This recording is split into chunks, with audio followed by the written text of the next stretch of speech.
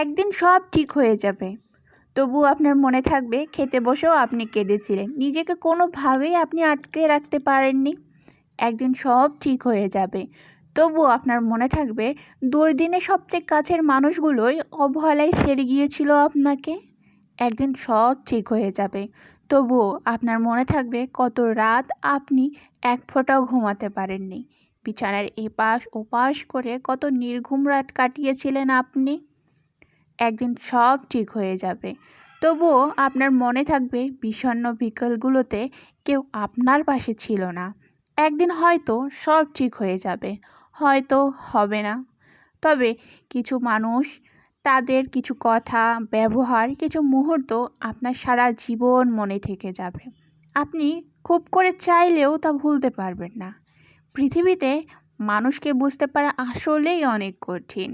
মানুষ চিনতে সময় লাগে, কারণ কেউ দূর থেকেও পাশে থাকে, আর কেউ কাছে থেকেও বিশ্বাসঘাতকতা করে। আসসালামু আলাইকুম, সবাই কেমন আছেন? চলে আসলাম নতুন আর একটি ভিডিও নিয়ে। ভিডিওটি কে কোথা থেকে দেখছেন অবশ্যই কমেন্ট করে জানাবেন। ভালো লাগলে লাইক কমেন্ট শেয়ার করে পাশে থাকবেন। আজকে আপনাদেরকে এক ঢেলে দুই পাখি দেখাবো, মানে একটা রেসিপি দিয়ে দুইটা রেসিপি। আজকের রেসিপিটি হচ্ছে মাছের পেঁয়াজি এবং মাছের কোপ্তা কারি। মাছের পেঁয়াজি বানালে আপনি সকালে বা সন্ধ্যার নাস্তা হিসেবে ব্যবহার করতে পারেন, আবার এটা যদি কোপ্তা কারি হিসেবে ব্যবহার করেন সেটা আবার ভাত দিয়েও খেতে পারবেন।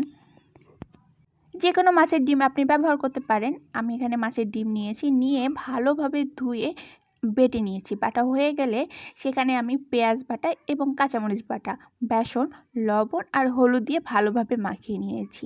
এভাবে মাখিয়ে গরম তেলে পেঁয়াজের আকার দিয়ে সুন্দরভাবে ভেজে নিয়েছি।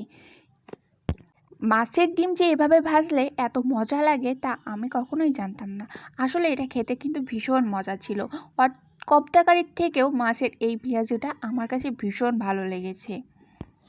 আমি এ পর্যন্ত যত রকমের পেঁয়াজি খেয়েছি তার মধ্যে মাছের ডিমের এই পেঁয়াজিটা আমার কাছে সবচেয়ে বেস্ট লেগেছে। আপনারা একবার ট্রাই করে দেখুন, তাহলে আপনারা নিজেরাই বুঝতে পারবেন যে এভাবে মাছের ডিমের পেঁয়াজি বানালে যে কতটা মজা লাগে।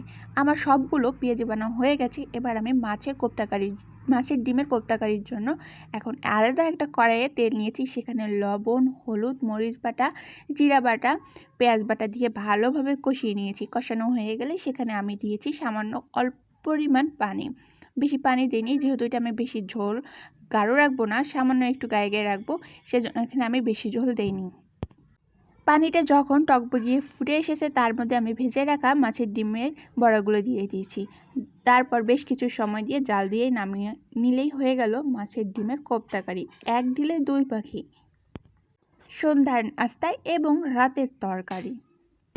আজকের রেসিপিটি তোমাদের কাছে কেমন লাগলো অবশ্যই কমেন্ট করে জানাবে। ভালো থাকবে, দেখা হবে পরের ভিডিওতে অন্য কোনো রেসিপি নিয়ে। সবাই ভালো থাকো। আসসালামু আলাইকুম, আল্লাহ হাফেজ।